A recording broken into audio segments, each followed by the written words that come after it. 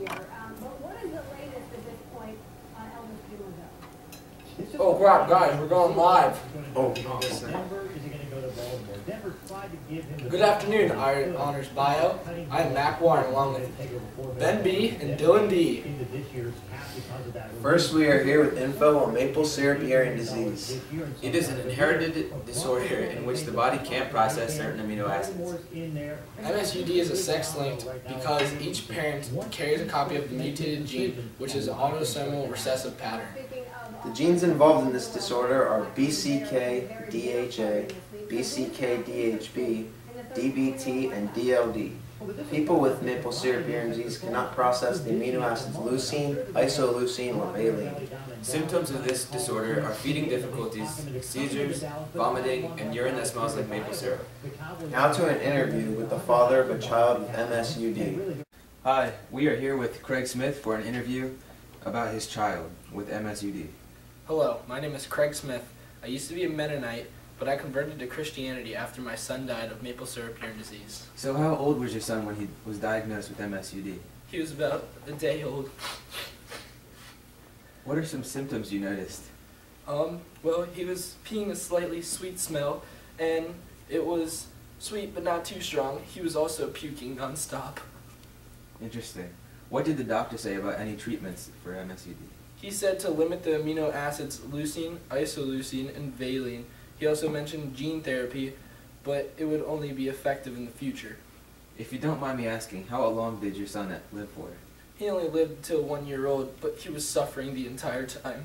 Well, Mr. Smith, thank you for your time. It was a great interview. Back to the studio with Dylan. Hey folks, hope you are enjoying this MSUD special. We are now going to take a look at some diagrams of MSUD. Ben, it's all yours. Okay, we are here with some diagrams on MSUD. In a normal body, proteins from the muscle and foods are coded into amino acids.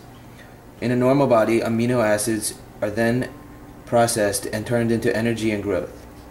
But in a MSUD body, the buildup of BCAs and the amino acids are left to build up, and they form health problems.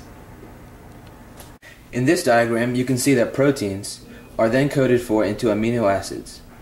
Then the three amino acids, leucine, isoleucine, and valine, are backed up into this system, and then the health problems that occur would be the vomiting, feeding, seizures, and sweet smell of urine.